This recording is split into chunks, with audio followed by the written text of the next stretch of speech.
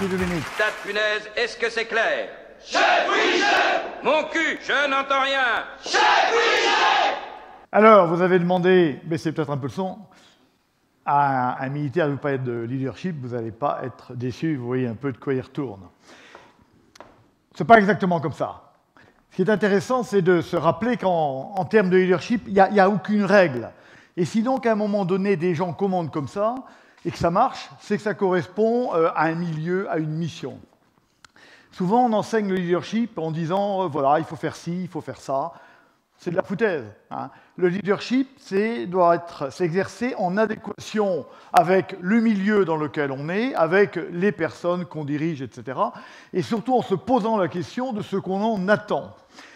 Qu'est-ce que le Marine Corps en attend? Je connais relativement bien le Marine Corps parce que j'ai servi 5 années la France aux États-Unis et un certain temps dans le Marine Corps. Qu'est-ce qu'ils en attendent? Ils en attendent de la fraternité et de la cohésion. Et pour créer cette cohésion, eux utilisent ce moyen qui est une période initiale de formation extrêmement brutale. Pas pour qu'elle soit brutale, mais pour resserrer les liens dans l'équipe qui, plus tard, affrontera quelque chose de difficile. La deuxième raison pour laquelle, et c'est toujours un peu comme ça quand même dans le Marine Corps, pourquoi est-ce que ça commence comme ça? Parce qu'il faut que le droit d'entrée soit élevé. Et ensuite, le droit d'entrée dans le Marine Corps est élevé. Et ensuite, une fois qu'on est dans le Marine Corps, on est fier d'y être parce que ça a été difficile. Et ça fait des gens qui, pendant toute leur carrière, vont être des ambassadeurs du Marine Corps parce qu'eux en ont été. Alors, je dis ça parce que la première question qu'on doit se poser en termes de leadership, c'est qu'est-ce qu'on en attend? Souvent, j'enseigne à HEC, tu l'as répété Dominique, et on enseigne souvent les matières les unes après les autres. Le problème, c'est de savoir qu'est-ce qu'on attend de ce qu'on enseigne. Et donc, on va se poser 2-3 questions simples au départ. La première, c'est à quoi sert le leadership? Qu'est-ce qu'on en attend? C'est toujours en fonction d'une finalité que je peux déduire des modalités, alors que l'humain fait souvent l'inverse. Alors, qu'est-ce que vous attendez du leadership? Vous attendez d'un chef de diriger une entreprise, vous attendez de lui qu'il gère correctement les ressources, et vous attendez qu'il provoque l'adhésion. Et donc, la direction d'un chef dans une entreprise, c'est ces 3 choses-là. Mais il ne le fera correctement que s'il considère en permanence, évidemment, que l'entreprise, comme l'armée, est un organisme vivant, constitué d'acteurs libres. Ça, c'est la base fondamentale de tout leadership, évidemment.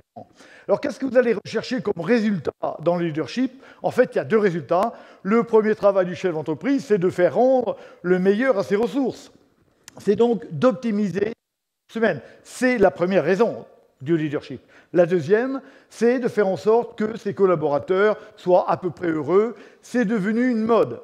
Mais c'est beaucoup plus qu'une mode, parce qu'on sait bien qu'en 2021, si les collaborateurs ne sont pas heureux dans leur travail, au fond, leur rendement sera inférieur, sera moins bon. Donc, le deuxième résultat est en fait la condition du premier résultat.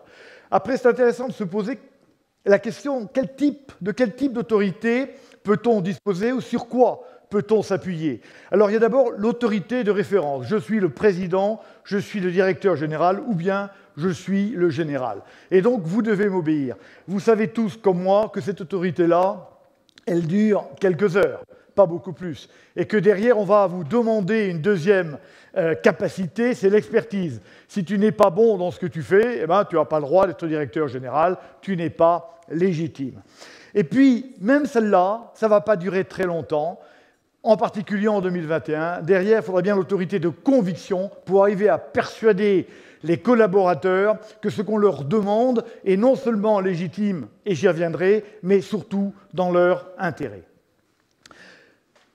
Et je crois que quand on exerce une autorité, il est important de se rappeler que l'autorité n'est conférée que par les autres. Elle n'existe que tant qu'elle est reconnue.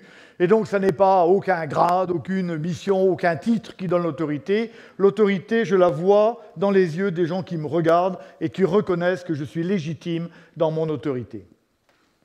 Alors, là, je suis en quelque sorte un raisonnement stratégique. La première chose, c'est quel est le but à obtenir. Alors, je viens de le définir. Et deuxième temps, dans quel milieu produire ce résultat. Alors moi j'aime à dire qu'on fait de la stratégie dans l'univers stratégique. Et je vais parler un tout petit peu de l'univers dans lequel tous ici dirigeants, vous essayez de produire de l'efficacité. J'ai un cabinet de conseil en stratégie entreprise qui marche bien, je travaille dans beaucoup d'entreprises, et je me suis rendu compte que souvent les entreprises qui ne fonctionnaient pas bien, c'est pas tant que le plan était mauvais, ou que les collaborateurs fussent mauvais, ou que le directeur n'avait pas fait des bonnes études, c'est que souvent, cette notion d'univers stratégique n'était pas comprise. On ne comprend pas dans quel univers on rentre quand on commence, au fond, à se lancer dans l'action. Et la première idée que je cherche à faire passer toujours, c'est que l'univers stratégique, c'est un univers qui est rempli d'êtres humains. Et qu'est-ce que c'est que l'être humain? L'être humain est profondément libre. Sartre nous l'a dit, dans l'être et le néant, l'homme. Maintenant, il aurait dit la femme et l'homme, il a écrit l'homme dans l'être et le néant. La femme et l'homme sont condamnés à la liberté. Donc, nous dirigeants, moi quand j'étais chef, vous dirigez des hommes qui sont profondément libres et qui vont agir d'abord en fonction de leur propre intérêt. Ça, c'est quelque chose qu'on oublie parce qu'on a une idée un peu optimiste de l'homme. L'homme, à la base, a comme ultime référence pour prendre sa décision, qui est toujours individuelle, lui-même. Et je crois que le leader ne doit pas l'oublier. Il va donc falloir arriver à créer quelque chose qui va faire sortir l'homme de son propre intérêt pour l'amener ailleurs. Tout l'enjeu du leadership. Alors, comment est-ce qu'il est, cet univers stratégique? Il est d'abord interactif, c'est-à-dire que dans l'univers de la gestion, quand je fais un plan comptable, il n'y a rien qui bouge, ça reste comme avant. En stratégie, ou dans l'univers stratégique, quand vous faites quelque chose, l'univers stratégique réagit. Il est newtonien, je dis ça pour les ingénieurs qui sont ici, 4e principe de la mécanique newtonienne. Quand j'agis, l'univers réagit. Et donc, quand vous dirigez des gens qui forcément vont réagir à ce que vous allez faire, mais vous ne savez jamais exactement comment.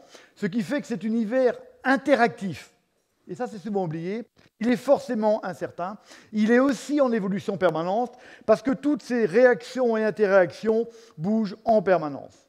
Et donc, quand vous allez prendre une décision de dirigeant, quel que soit le domaine de cette décision, vous allez toujours prendre cette décision avec une connaissance imparfaite. Au fond, vous tous, sauf quand vous travaillez sur une chaîne de production où là, les règles de la mécanique s'appliquent, vous prenez toujours des décisions sans savoir exactement ce qu'il va en résulter.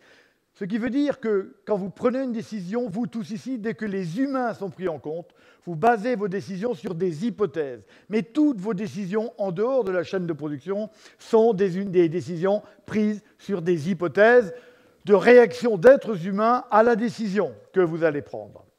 Ce qui veut dire quoi? Ce qui veut dire que vous n'êtes jamais sûr du résultat. Et que, évidemment, nous sommes tous chefs pour vouloir et faire avancer. Donc, nous voulons produire du délibéré.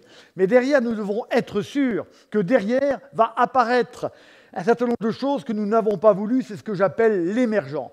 Toute décision produit un peu ou beaucoup de ce que j'ai voulu, mais un peu ou beaucoup de ce que je n'ai pas voulu. Et ça ne peut pas être autrement. Et donc, votre rôle de leader, c'est justement de savoir que vous allez prendre des décisions qui ne seront jamais parfaites, parce que ça n'est pas possible, qui sont tous basées sur des hypothèses, qui vont tomber dans un monde qui va réagir, et que donc vous devrez adapter en permanence votre décision. Et donc, je dois être sûr qu'une des grandes fonctions du leadership, c'est de permettre la meilleure adaptation possible des décisions à un environnement qui est profondément évolutif. Alors, quand vous faites votre plan, c'est le dessin du haut. Hein, vous partez et vous allez au résultat que vous avez choisi pour votre plan stratégique dans 2 ou 3 ans. En fait, vous savez bien comme moi que ça ne se passe pas comme sur la figure du haut, mais ça se passe comme sur la figure du bas. Vous allez avoir vos collaborateurs qui vont tomber dans des pièges, dans des traquenards, des choses que vous n'aviez pas prévues, etc. Et vous n'avez jamais suffisamment de temps pour envoyer des SMS à tous vos collaborateurs pour leur dire ce qu'ils ont à faire pour arriver à sortir du trou d'eau dans lequel ils sont. Et donc, on voit bien que si vous n'avez pas préparé ça, ça se passera mal. Vous n'arriverez jamais à votre objectif. Et c'est bien là où le leadership est fait, pour parvenir, malgré les difficultés, à aller au résultat. Alors, si on prend notre bonhomme qui est au milieu dans sa flaque d'eau, à votre avis, à quelles conditions peut-il arriver au drapeau? Qu'est-ce que vous devrez avoir fait pour que votre collaborateur, qui se trouve dans un cas de figure qui avait été prévu ni par lui ni par vous, arrive quand même au résultat que vous lui aviez donné, à votre avis? La première chose fondamentale, c'est qu'il faut qu'il ait envie.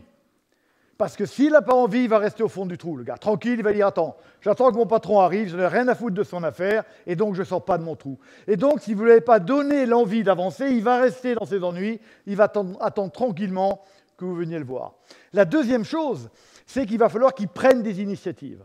Et donc, parce qu'il est forcément confronté à des situations qu'il n'a pas rencontrées, parce que sinon il serait là, donc il est en bas.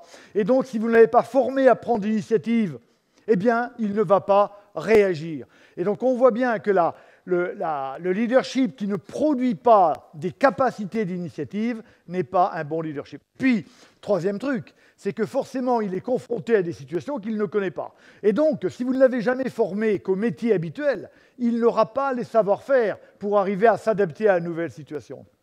Ça veut dire quoi? Ça veut dire il faut toujours former encore et former davantage. Parce qu'au fond, c'est toutes ces connaissances qui n'apparaissent pas absolument nécessaires au départ, qui seront absolument fondamentales quand le train commencera à dérailler, et je vous promets, vous le savez comme moi, qu'il déraillera toujours.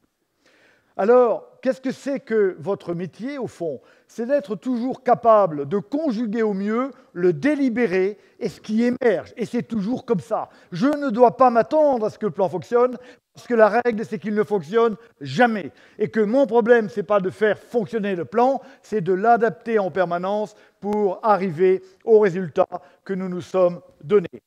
Et donc, le leader, il faut qu'il crée les conditions de l'adaptation. Alors, qu'est-ce qu'il fait? Ça se fait par le pilotage. C'est pour ça qu'une stratégie qui n'est pas pilotée est une stratégie qui va échouer. Donc je pilote. Mais le chef en haut n'est pas capable de prendre à tous les instants les décisions qui correspondent à l'évolution des événements sur le terrain. Et il faut donc que ce soit le leadership qui ait créé ces capacités naturelles, l'autonomie naturelle, pour que chacun des collaborateurs prenne la bonne décision au bon moment, sans avoir en permanence à en référer à l'autorité supérieure qui, au bout d'un moment, est complètement débordée et n'arrive même plus à faire son propre métier. Alors, j'ai défini ce qu'on cherchait à faire et j'ai défini le cadre. Maintenant, je vais vous dire mes convictions. Je crois qu'on ne peut pas diriger sans avoir des convictions fortes. Alors, il ne faut pas en avoir 40, mais il faut en avoir quelques-unes. Moi, je vais vous dire mes 2 convictions profondes. La première, c'est que l'humain est la ressource clé des entreprises.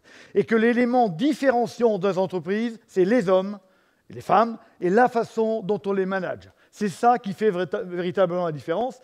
Et autant on peut, en faisant du benchmarking, arriver à trouver la façon dont les autres entreprises travaillent, autant le style de management, autant le leadership, la culture du leadership, etc., il faut des années et des années pour la modifier. Et donc, quand on l'a établi de manière correcte, ça, c'est vraiment un élément différenciant. Donc, je crois fondamentalement qu'il faut croire à l'intelligence des humains et investir en permanence dans cette intelligence et leur faire confiance. Ça, c'est ma première conviction. Ma deuxième conviction, alors vous allez dire, elle n'est pas de moi, c'est vrai. Parce que c'est le théorème de base de la sociologie des organisations. Toute la sociologie des organisations est basée sur cette idée-là. Les gens font ce qu'ils font pour de bonnes raisons, toujours pour de bonnes raisons. Et donc, quel est le rôle du leader? Le leader, c'est de créer les bonnes raisons pour qu'il fasse ce que vous avez envie qu'il fasse. Le leader est celui qui crée les bonnes raisons pour ses collaborateurs, pour qu'ils aillent avec lui à l'endroit où il veut aller. Et je dois me rappeler, j'y reviendrai évidemment, parce que c'est fondamental, que toute décision est individuelle. Au dernier moment, mes soldats, moi, ils sortent ou pas de la tranchée, c'est leur choix à eux, c'est pas le mien. Et s'ils ne veulent pas sortir, je ne peux pas les obliger à sortir. Ils vont décider ou pas de sortir. Et chez vous, c'est pareil. Alors, c'est un peu moins dramatique que chez nous.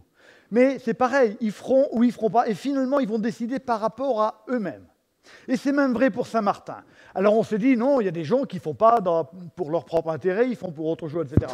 Mais non, chacun connaît Saint-Martin. Saint-Martin a intérêt à couper son drapeau en deux, son manteau à deux. Pourquoi? Parce que sinon il est malheureux, parce qu'il dit, moi je suis charitable. Je suis centurion, mais je suis charitable, donc je vais être malheureux. Donc il faut absolument que je le fasse. Donc il le fait pour lui-même. Pourquoi est-ce que nos soldats partent au combat? Ils partent au combat parce que, et c'est un peu ce qu'on a vu dans la première vidéo, qui est caricaturale, c'est-à-dire qu'ils sont tellement pleins des convictions, des valeurs qu'on leur a données, qu'ils n'arrivent pas à s'en écarter après. Et au fond, ils le font pour eux-mêmes, parce qu'ils ne peuvent pas être autrement que ce qu'on leur a demandé d'être. Alors souvent, dans les entreprises, dans les armées, on a des explications moralisantes ou psychologisantes. Non, il fait ça parce qu'il n'est pas intelligent. Si, tout le monde est intelligent, au sens sociologique du terme. Chacun cherche à faire quelque chose parce qu'il a une raison de le faire. Chacun gère ses contraintes et ses ressources en fonction de son objectif, et son objectif, il est d'abord personnel. Alors, plutôt que de chercher une explication psychologique ou relevant de la morale, il faut d'abord se poser la question, quelles sont les raisons pour lesquelles il a fait ça? Et alors, ensuite, mon rôle de leader, c'est de modifier ces raisons, de manière à ce que la prochaine fois, il fasse ce que j'ai envie qu'il fasse. Alors, je ne sais pas si vous avez des convictions, mais j'en suis sûr, sinon vous ne seriez pas là. Je ne vous pose pas la question. Posez-vous quand même la question, parce que c'est important. Quelles sont nos convictions profondes sur l'être humain? Puisque c'est l'être humain qui fait la richesse de l'entreprise, et c'est lui qui crée de la valeur. Alors maintenant, quel effet à obtenir par le leadership? Alors, comme je suis un obsédé de stratégie, moi j'aime beaucoup parler en termes d'effet. Je ne peux pas agir si je ne me pose pas la question du résultat, donc de l'effet que je veux obtenir. Et je rappelle qu'en stratégie, on l'oublie parfois, tout effet est d'ordre psychologique. Alors je vais vous dire, par exemple, nous militaires, vous savez bien qu'on tue et qu'on détruit, c'est notre avantage comparatif, c'est comme ça. Mais on ne le fait pas pour le plaisir de le faire. On le fait pour persuader le général d'en face de prendre son drapeau blanc et de le lever, ou de persuader le soldat qui est dans la tranchée d'en face d'arrêter de se battre. D'accord? Donc l'utilisation des armes militaires ne vise qu'un effet psychologique dans la tête du chef d'en face ou dans la tête du soldat d'en face. Et vous aussi, le résultat final de vos actions, il est toujours d'ordre psychologique et il vise la psychologie de qui? Du client. Vous savez très bien, il s'agit de persuader in fine, avec du marketing, de la communication, de la techno, etc., de persuader le client que vous répondez mieux que l'autre, que votre concurrent à la question qui se pose ou à la question que vous lui faites se poser si vous êtes bon en marketing. Mais de toute façon, je vais produire un effet psychologique. Alors, on l'a vu, là, le problème du leadership, c'est d'avoir des adaptations, mais des adaptations convergentes. Et c'est bien ce qu'on va chercher à faire dans le leadership. Alors, pour que ça fonctionne, il faut d'abord qu'il y ait un point de convergence. Donc, il faut qu'il y ait une adhésion à l'ambition commune. Et derrière, adhésion, c'est bien, mais il faut qu'ensuite on sorte de là. Et donc, il va falloir que le leadership produise de l'engagement, moi j'appelle ça l'engagement constructif pour essayer de faire en sorte qu'on y arrive le mieux possible. Alors, j'ai dit ça longtemps, puis je me suis dit que ce n'était pas très intelligent. Au moins le terme adhésion. Parce que vous ne pouvez pas faire adhérer des gens. Ça n'existe pas. On dit dans les cours de management, faites adhérer, faites adhérer, faites adhérer. Sottise. Le but à obtenir, ce n'est pas ça. C'est qu'il y ait une véritable appropriation. L'objectif global devient mon objectif. Je dois me l'approprier. Et puis après tout, vous ne pouvez même pas dire appropriation, vous ne pouvez même pas dire engagement constructif. Parce que ce n'est pas comme ça que ça marche. Ce que j'ai appris dans mes 38 ans de management, c'est que le préfixe le plus important en leadership et en management, c'est le terme « auto ». Vous ne pouvez pas faire adhérer. Vous devez créer les conditions de l'auto-adhésion. Vous ne pouvez pas obliger à l'initiative. Vous devez organiser les conditions de l'auto-initiative, les conditions de l'auto-engagement, les conditions de l'auto-fierté d'appartenir à telle ou telle entreprise. Donc, au fond, votre travail de leader, c'est comme en stratégie, c'est de créer des conditions. Le chef est celui qui crée des conditions, ces conditions permettant de faire advenir ce que vous voulez faire advenir. Vous ne pouvez pas imposer aux hommes, vous pouvez créer les conditions qui vont leur faire choisir d'aller là où vous voulez aller. Créer les conditions, c'est vrai en stratégie et c'est vrai en leadership. Alors, la première chose qu'on va chercher à obtenir, c'est non pas à créer la convergence, parce que ça n'est pas de créer la convergence. Vous allez chercher à susciter la convergence. Vous allez créer les conditions pour qu'il y ait la convergence des âmes, des cœurs, des volontés, etc. Vous, votre travail, c'est de susciter la convergence. Et donc, il n'y a pas que ça, on pourra en parler pendant les questions, mais le premier point, c'est qu'il y a un point de convergence qui soit suffisamment fort. On se rappelle tous des cours de mécanique en 6e, je n'étais pas très fort en mécanique, mais le professeur nous mettait de la limaille sur la feuille de papier, c'était un vrai foutoir sur la feuille de papier. Alors, pour montrer cette affaire-là, il prenait un aimant bleu et rouge, il le mettait, et tout d'un coup, ça s'organisait, et tout d'un coup, la limaille de papier, elle convergeait naturellement sur l'aimant qu'avait mis notre instituteur ou notre professeur de mécanique. Eh bien, c'est la même chose. Moi, je dois créer quelque chose qui, naturellement, va attirer les volontés. Alors, vous savez comme moi, on peut appeler ça la vision, on peut appeler ça l'ambition, on peut appeler ça comme on veut, peu importe, ce n'est pas mon point. Mais je ne peux pas créer de la convergence des volontés si je n'ai pas un point de convergence suffisamment appealing pour que les volontés y aillent naturellement. Parce que ce n'est pas moi qui pourrais les pousser à aller, il faut que la vision elle-même. Alors après, on pourra parler de la construction de l'ambition, de la vision, et on voit bien que la façon dont on construit la vision, dont on construit l'ambition avec ses collaborateurs, a un impact extrêmement fort sur le leadership et sur le management. La vision, ce n'est pas qu'un outil de stratégie, c'est aussi profondément un outil de leadership et de management. Vous devez polariser votre univers stratégique de manière à ce que toutes les volontés aillent naturellement là où vous voulez qu'elles aillent. J'aime bien cette citation de Napoléon, « J'ai gagné mes batailles avec le rêve de mes soldats ». Alors il dit ça à Sainte-Hélène, vous savez, il dicte ses mémoires à Las Cases. Et il dit des tas de choses très intelligentes, il dit ça en particulier. Qu'est-ce que c'est que le rêve des soldats français? Le rêve des soldats français, c'est d'abord ceux qui ont gagné au service, ceux qui ont gagné à Iéna. C'est des gens qui portent le rêve révolutionnaire. C'est des gens qui ont envie d'avoir des médailles, la Légion d'honneur qu'il a créée. C'est des gens auxquels Napoléon leur a dit « Si tu viens te battre avec moi, quand tu vas rentrer dans ton village, tu seras le maire et tu auras du pouvoir. » Donc ils sont portés par ce rêve-là. Et ce que dit Napoléon après, c'est que quand le rêve est mort, j'ai perdu mes batailles. Pourquoi est-ce que le rêve de Napoléon est mort? Eh bien, parce que d'abord, l'Empire, c'était quand même pas la pure démocratie, comme vous le savez, et au bout d'un moment, ça s'est compris quand même dans les chaumières de France. Et ensuite, le rêve s'est noyé dans le sang des centaines de milliers de soldats morts à Wagram, à Eylau, etc. Et l'armée française, l'armée qui se bat au service à Iéna, victoire merveilleuse de Napoléon, c'est des armées françaises. Après, l'armée napoléonienne, c'est une armée européenne. Et je n'ai rien contre l'Europe, loin de là, au contraire. Mais quand vous demandez à un soldat polonais de mourir pour Napoléon sous les murs de Valladolid, ça ne fait pas rêver, le gars. Ça ne fait pas rêver.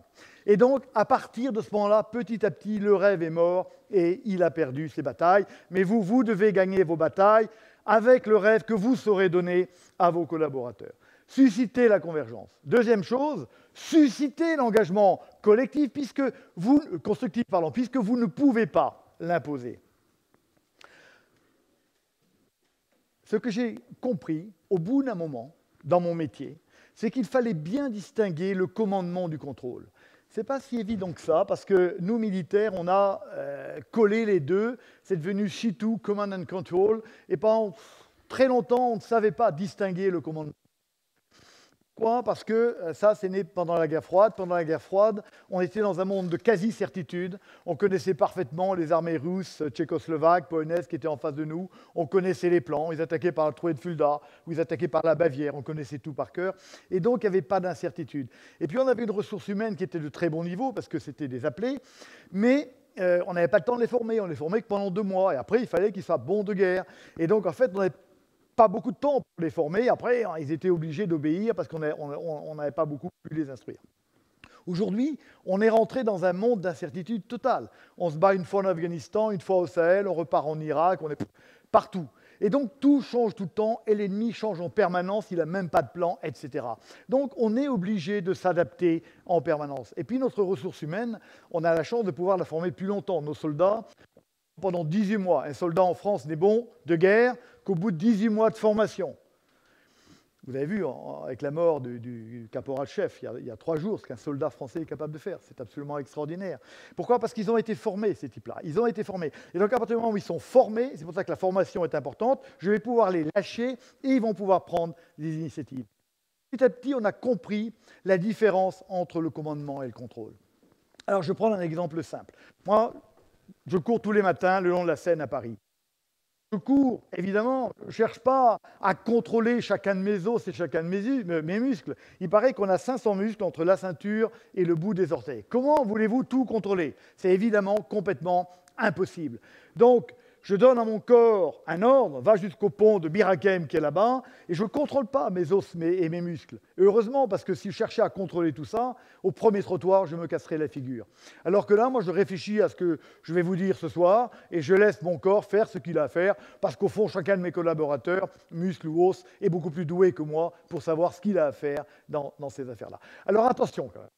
Attention. Il y a un cas de figure où il faut changer. Ce cas de figure, c'est quand je me mets à pratiquer le sport qu'on pratique beaucoup à Paris. Je ne sais pas si vous le pratiquez, mais j'imagine un tout petit peu. C'est un sport formidable qui consiste, si possible, à traverser au milieu des bagnoles au feu rouge. Je suis dans la crise. Et là, oui, je reprends. Et c'est normal. Là, je reprends. Je suis dans la crise et chacun comprend que dans la crise, il faut aller droit. Nous, militaires, c'est comme ça. On va donner énormément d'initiatives. Attendez, sur un bateau, on dit, le commandant, on connaît la formule d'un bateau de Marine nationale. À un moment donné, il dit « je prends ». Sinon, il est derrière, il laisse faire sur son fauteuil de pacha. Mais il dit « je prends ». Au moment où il a dit « je prends », il va donner des ordres très clairs parce qu'il est dans la crise.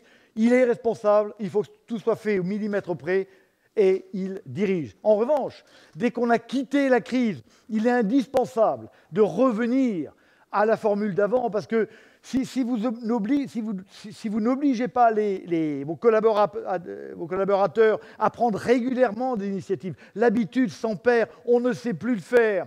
Et donc, votre entreprise ou mon bataillon à moi va devenir incapable de s'adapter. Donc, je commande, je ne contrôle pas. Dans la crise, je contrôle et dès que je peux, je relâche parce que c'est mon intérêt. Je suis, comme le rappelait Dominique tout à l'heure, moi je suis officier de cavalerie. J'étais 30 ans officier de cavalerie.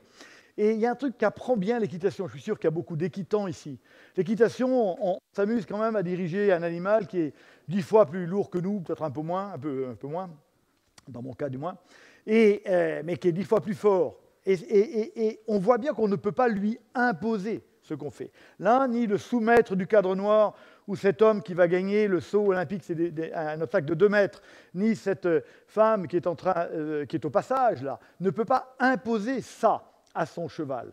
Et ça, c'est quelque chose qu'on apprend en équitation, c'est qu'au fond, le cheval va donner. Qu'il donne, il va falloir que je l'ai préparé, je l'ai formé, je l'ai mis dans les bonnes conditions. Et je crois que ça m'a appris définitivement que diriger, ça n'était jamais contraindre, c'était obtenir. Et j'y reviendrai. Les Américains ont un terme que j'aime bien, c'est la notion de servant leader. Au fond, je suis efficace, non pas quand je considère que mes collaborateurs sont à mon service, mais quand moi-même, je me sens au service de mes collaborateurs. Et naturellement, alors, ils vont faire des tas de choses. Ça, c'est un principe de base dans les armées.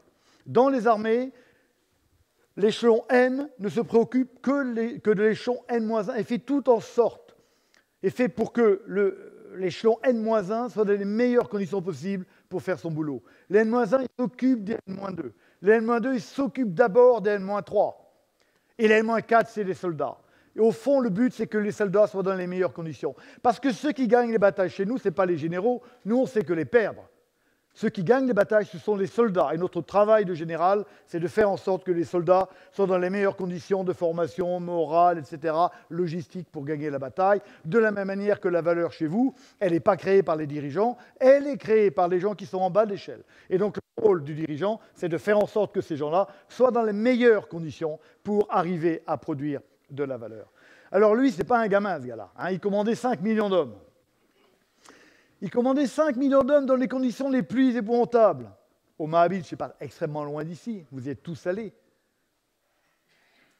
4000 morts en 4 heures sur 1 kilomètre. C'est quand même beaucoup.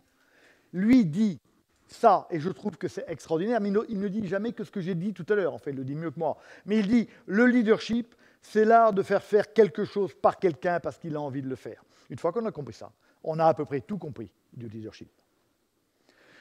Alors, pour que ça se passe bien, je l'ai dit, développer, non pas développer, ça n'existe pas, mais susciter l'initiative. Je dois inciter l'initiative, je dois la favoriser. Et mon travail, une fois que l'initiative est naturelle, mon travail à moi de chef, c'est de l'orienter, de l'encadrer pour que toutes ces initiatives-là soient convergentes vers le résultat que je veux obtenir. Alors, je vais vous dire comment on fait, nous, bien. Ça marche bien. On va être extrêmement clair sur l'effet à obtenir. On appelle ça l'effet à obtenir. Voilà le résultat. On ne part pas au combat tant que le dernier des grenadiers ne sait pas exactement, non pas comment il doit faire les choses, mais quel est le but à obtenir pour la grande unité, pour la sienne, etc. Donc on sait très bien où on doit converger. Et derrière, on va créer une bulle de liberté d'action. Ça, c'est mon expression. Un espace dans lequel le collaborateur pourra et devra prendre des initiatives. Pourquoi? Parce que nous savons, comme vous, qu'il y a un lien extrêmement clair entre la participation au succès. Je participe au succès. Donc, on m'a responsabilisé, donc on m'a fait confiance, et donc je m'engage. D'accord? Taylor n'a jamais obtenu l'engagement des collaborateurs des entreprises qui ont été taylorisées. Dieu sait qu'il a été important en son temps, mais il dirigeait à des acteurs sociologiques qui n'étaient pas ceux d'aujourd'hui. Aujourd'hui, on sait bien, il faut que les gens participent un tant soit peu, qu'ils soient responsabilisés et alors ils vont s'engager. Donc, mon travail, moi, de leader, c'est de créer les conditions de la participation, donc de la responsabilisation, ce qui va produire l'engagement. L'engagement, je ne peux pas l'imposer. Je dois créer les conditions de l'engagement. On est une belle armée. Vraiment, on est une belle armée. Bon, un peu petite, c'est vrai. Mais c'est quand même une belle armée. Mais quand même, on a été battu 3 fois. En août 70, en août 14, au début pendant 1 mois, et en mai 40, vous vous en souvenez. Et on a été battu par qui? Par ce type-là. Ce type-là, vous ne le connaissez pas, c'est normal, c'est von Moltke. Von Moltke, c'est le général qui a construit le commandé à l'allemande. Et il a compris, le commandement était à l'inverse du commandement français. Complètement changé.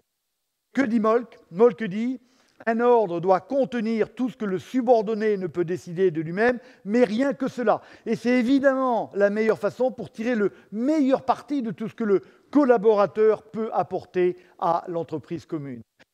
Ça, à ce moment-là, et à chaque fois, on a une armée française qui est extrêmement contrôlée. Le règlement de service de 1933 dit: un soldat doit obéir sans récrimination ni murmure.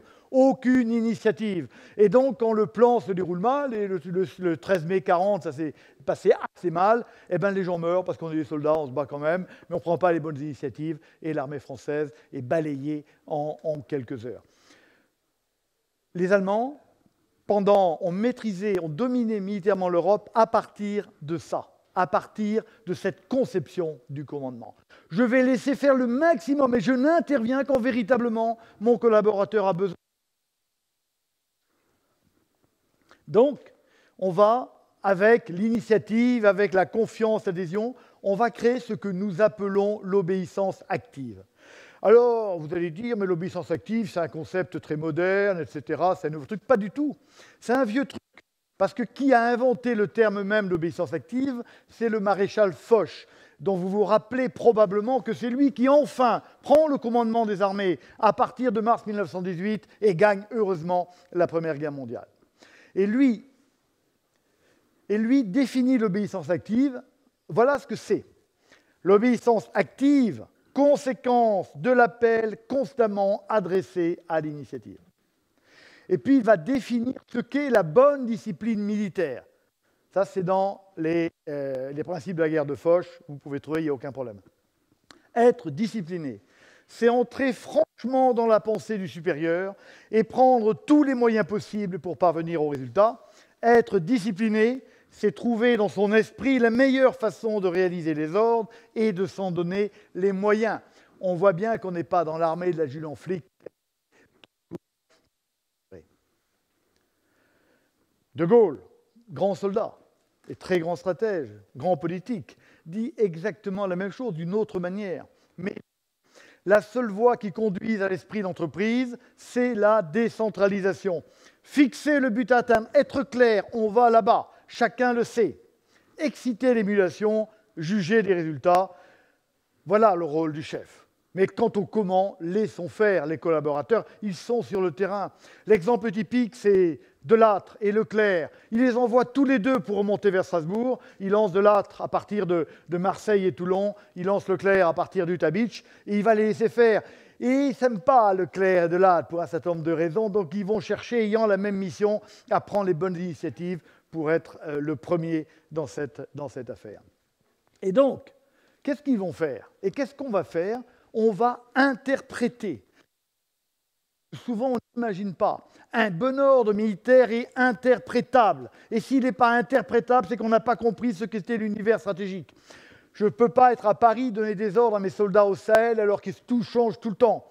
Non, je vais les laisser interpréter en fonction des circonstances. Mais j'ai créé les conditions pour qu'ils interprètent bien, pour qu'ils interprètent en fonction de l'intérêt général. Un bon ordre militaire est interprétable. La cible est clairement spécifiée. On est tous d'accord sur le but et on va travailler jusqu'à ce que chacun ait bien compris, etc. On va définir les moyens, mais entre les moyens et l'objectif final, on va laisser les chefs adapter en permanence parce que nul ne peut savoir ce que vont faire les djihadistes ou les talibans à tel moment de telle montagne. Et ce sera au chef au plus près de l'information sur le terrain qui lui-même va, ayant toujours cet objectif, le but, disait Leclerc, ayant toujours cet objectif en tête, va lui, l'initiative et avec sa formation, prendre les bonnes décisions. Alors, vous allez dire, oui, bon, ça c'est un peu moderne, ce truc. Pas tellement, quand même. Pas tellement, parce que je vais vous donner un certain nombre d'exemples dans l'ordre chronologique, et ça va apparaître ordre chronologique dans l'apparition à l'écran. Ça, c'est Frédéric II, grand roi de Prusse. Bataille de Leuthen, fin du XVIIIe. Il se bat contre les Autrichiens, qui sont beaucoup plus nombreux que les Prussiens. Et alors, il donne ses ordres à ses capitaines, et puis il envoie ses capitaines se battre. Ces capitaines sont tous des anciens qui ont beaucoup d'expérience et qui vont adapter l'ordre donné aux circonstances, qui changent évidemment parce que l'ennemi bouge. Et il y en a qu'un qui pense que l'éthique, parce qu'il est jeune, il sort d'école, que l'éthique, c'est d'obéir strictement aux ordres du roi. Et à cause de lui, la bataille est presque perdue. Alors Frédéric reprend le commandement. À la fin, grâce à Frédéric, la bataille est gagnée. Il convoque son capitaine et lui dit « Monsieur, sachez que je vous avais nommé officier pour que vous sachiez quand désobéir. » Alors, Napoléon, le grand stratège français du XIXe siècle, que dit-il? Il dit exactement ça. Il dit « Un subordonné n'est tenu d'exécuter un ordre à la lettre que si celui qui lui donne est à côté de le fait. » S'il a la même perception que moi de l'environnement, j'ai la même connaissance, alors il est normal que je dirige. Mais si tu as une connaissance qui est meilleure que la mienne, tu n'es pas tenu d'obéir strictement à mon ordre. Ton rôle de collaborateur, c'est de l'adapter pour produire le résultat voulu. Alors évidemment, il y a Churchill, bataille du Jutland 1915, la seule grande bataille navale de la Première Guerre mondiale. L'amiral Jellicoe est opposé à la flotte allemande qui veut sortir par le Jutland pour aller dans l'Atlantique, de la Baltique par le Jutland. Et Jellicoe, mais il applique les plans stricto sensu qui ont lui été donnés par l'amirauté. Alors il ne perd pas, mais il ne gagne pas non plus. Et Churchill dit de lui, il a toutes les qualités de Nelson sauf une, il ne savait pas désobéir. De Gaulle, avec Leclerc, c'est les deux grands généraux français de la Deuxième Guerre mondiale. Et De Gaulle a choisi Leclerc pour qu'il soit son successeur. Et puis, comme vous le savez, Leclerc est président d'avion. Et donc, il dit, là, ils sont à Montparnasse, Leclerc vient de libérer Paris. Et De Gaulle dit de Leclerc, Leclerc était un grand général parce qu'il a obéi à tous mes ordres. So what? Ça ne suffit pas. Et il rajoute, évidemment, en particulier à ceux que je ne lui ai jamais donnés. On voit bien que l'obéissance militaire, c'est l'adaptation permanente des ordres pour que la mission fonctionne. C'est pas... Et je me donne, si le chef n'est pas là, je me donne des ordres pour arriver. Et c'est ce que dit là le camarade Petraeus, qui est un ami, que vous connaissez probablement, puisqu'il a commandé en chef en Afghanistan. Lui dit, en l'absence d'ordre, estime toi-même ce qu'ils auraient dû être et exécute-les avec résolution. N'attends pas que le réseau radio soit établi, tu fais ce que tu crois faire en fonction de l'esprit général de la mission. On le retrouve chez Sun Tzu, donc c'est quand même une vieille histoire. Sun Tzu nous dit, quand il s'agit d'agir promptement, vous ne devez pas attendre les ordres du prince. Si même vous deviez agir contre les ordres reçus, faites-le sans crainte ni hésitation. Vous avez mis à la tête des... Voilà la mission. La suite que vous tiendrez sera celle qui vous eût été prescrite par le prince s'il avait pu prévoir les circonstances où vous vous trouvez. On voit donc que toutes les armées ont eu un commandement basé sur l'initiative. Deux citations pour terminer, parce que je crois qu'elles sont extrêmement belles. Enfin, moi, je les aime comme ça. Je les estime comme cela. Celle du maréchal Foch, qui dit « La discipline formelle est une forme d'indiscipline ». C'est-à-dire que je n'ai pas le droit de me cacher ce que j'ai reçu pour dire « Chef, c'était pas bon ton truc, donc ça n'a pas marché ». Non, tu es en faute. Tu dois l'adapter en fonction des circonstances. Tu ne peux pas te cacher derrière l'ordre reçu pour échouer. Tu dois faire changer l'ordre ou toi-même le modifier pour que ça fonctionne. Le général Lagarde commandait l'armée de terre il y a une trentaine d'années et il a cette formule qui est formidable. L'initiative est la forme la plus aboutie de la discipline. Je prends des initiatives, je modifie l'ordre justement parce que je suis discipliné. Alors, pour terminer, quelques repères. D'abord le collectif. Moi, j'ai été très marqué. Dans les armées, c'est quelque chose qu'on a au creux de nous, au cœur de nous, et sur lequel on bâtit, qui est de dire la force de la meute, c'est le loup, mais la force du loup, c'est la meute. C'est-à-dire qu'on va permanent sur cette idée que la force vient de la meute. Et c'est pour ça que l'entraînement collectif est beaucoup plus important que l'entraînement individuel dans les armées. Quand on envoie des hommes au combat, meute solidaire, les uns aux autres, qui ont confiance. Une armée, ce n'est pas une addition de soldats, c'est une synergie de volonté. Ça n'a rien à voir. Le deuxième critère, c'est l'empathie. On ne peut pas être leader sans empathie. C'est-à-dire, je ne parle pas de sympathie, mais je parle d'empathie, c'est-à-dire sans capacité à se mettre dans la tête de chacun de mes collaborateurs pour comprendre comment ils vont réagir à ce que je vais prescrire. Chaque métier a son intelligence. Le tailleur de pierre, et Dieu sait qu'on les voit à Notre-Dame aujourd'hui, a son intelligence. Il sait lire dans la pierre pour en tirer le meilleur. Ben vous, votre travail, ce n'est pas de travailler sur la pierre. Votre travail de dirigeant, c'est de travailler sur le cœur des hommes. Et je crois que nous devons avoir l'intelligence du cœur. C'est ce qu'on demande à un leader, de comprendre ce qui se passe entre les deux oreilles des 10, 20, 200 ou des milliers que j'ai eu à commander, des gens qui étaient devant moi. Qu'est-ce qui va se passer? Si je ne comprends pas, ils réagiront mal, je donnerai de mauvais ordres. Et même si mon ordre est parfait, si je n'ai pas l'intelligence du cœur, de toute façon, j'échouerai. Si je ne comprends pas s'ils sont fatigués, s'ils ont le moral, s'ils ne l'ont pas, qu'est-ce que je peux leur demander aujourd'hui après ce qu'on a fait hier? Je dois avoir l'intelligence du cœur. Je disais tout à l'heure que l'espace stratégique était newtonien. Il faut bien se le dire aussi du leadership. Souvent, on voit le leader qui donne des ordres, mais non. Quand je donne des directives, ça va réagir. Quand il y a toujours action-réaction. Et grâce à l'empathie, je me mets à la tête des autres et j'essaye de comprendre comment il va réagir. Je dois comprendre que le leadership est newtonien, un quatrième principe de la mécanique newtonienne. Ça va réagir. Et si je ne me pose pas la question de la réaction, je vais me planter. N'oubliez pas, le leadership est newtonien. Le troisième point, c'est l'agriculture. Alors, ça peut vous paraître que quand on parle de leader, on parle d'agriculture, encore que ça ne doit pas complètement vous surprendre. Pourquoi je dis ça? Je dis ça parce que ce n'est pas moi qui ai inventé ça, c'est un type qui s'appelle MacGregor, et qui dit Le problème du leader, ce n'est pas d'exiger, c'est d'être un cultivateur. Il parle d'approche agricole. Et dans un de ses livres, il définit l'approche manufacturière et l'approche agricole.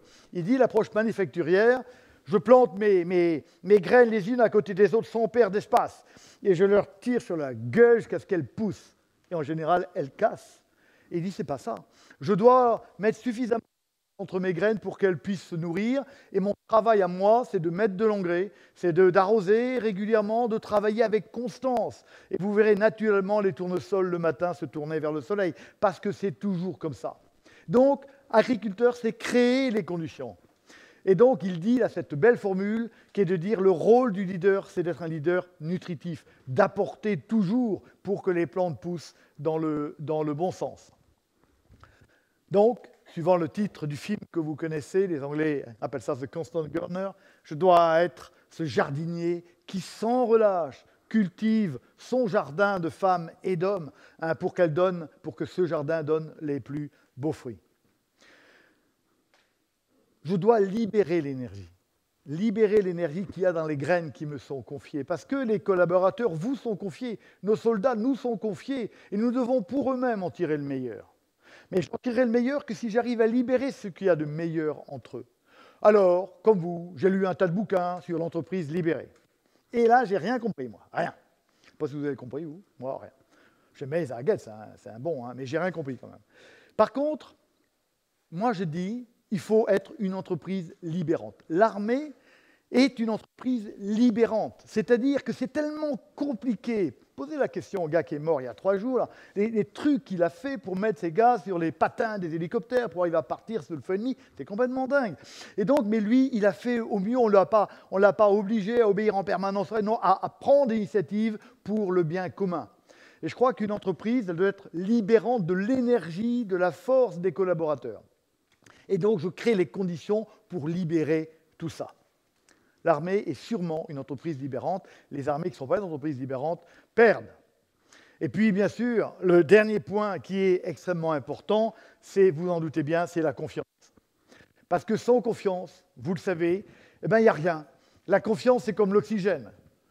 L'oxygène, je respire, je ne m'en aperçois pas. Mais quand j'ai plus d'oxygène, je meurs. Dans l'entreprise, la confiance, c'est pareil.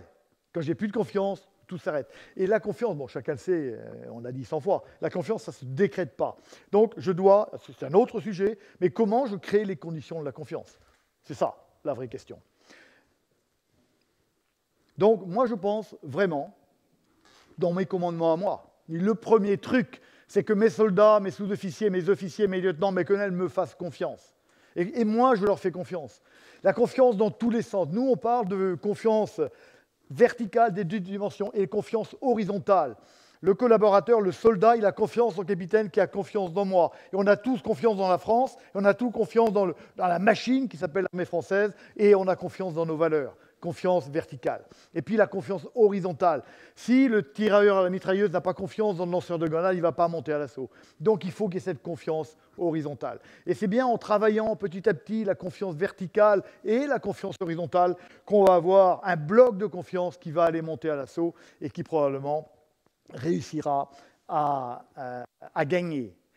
Moi, j'ai toujours dit et pensé et fait le pari de l'autre. Oui, les hommes sont des êtres absolument extraordinaires. Si je les prends par le bout du cœur, s'ils croient en moi, ils vont faire des choses extraordinaires.